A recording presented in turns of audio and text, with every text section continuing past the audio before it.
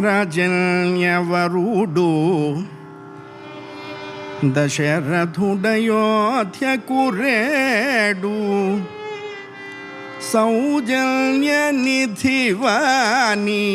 సౌజన్యనిధివాని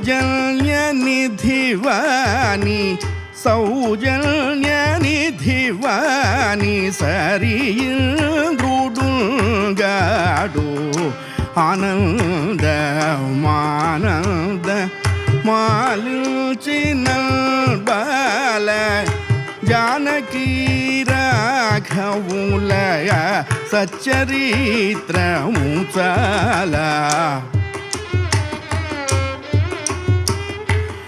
అసీదయోధ్యానగరే దేశే కోసలనామని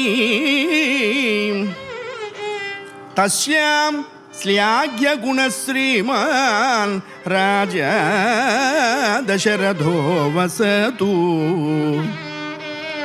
ఎవరికి తెలీదు రామకథ, నువ్వు మళ్ళా మొదలు పెట్టావేంటయ్యా అంటే, ఈ తప్పు నాది కాదు రాముడిదే అని చెప్పాడు అనర్ఘ రాఘవన్ రచించిన మురారి. ఇప్పటికే చస్తున్నాం రామాయణాలు చదవలేక. ప్రతివాడు రామకథ రాస్తాడండి. మళ్ళా నువ్వు ఎందుకు రాసావంటే, ఎంత మంచి మాట చెప్పాడో చూడండి మురారి. నాకంటే ముందిద్దరు తప్పు చేశారు అన్నారు. ఎవర్రా ఇద్దరు అని అడిగారట.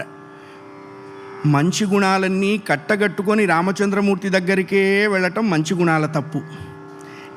ఇన్ని మంచి గుణాలు రాముడు ఒక్కడే కలిగి ఉండటం రాముడు తప్పు. మనకి పారేయచ్చుగా, అదొక్కటి ఇవ్వడు, మిగతా పనికిమాలవన్నీ ఇస్తుంటాడు.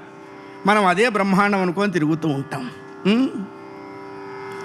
గార్ధవంబునకేల గంధంపు వాసన మార్జాలమునకేల మల్లెబంతి చెప్పాడుగా ఆయన.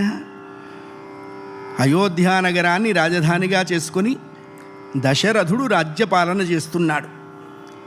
ఏకకాలంలో 10 దిక్కులకి రథాన్ని నాన్ స్టాప్గా వితౌట్ ఎనీ బ్రేక్గా నడిపేవాడు కాబట్టి దశరథుడు అన్నారు.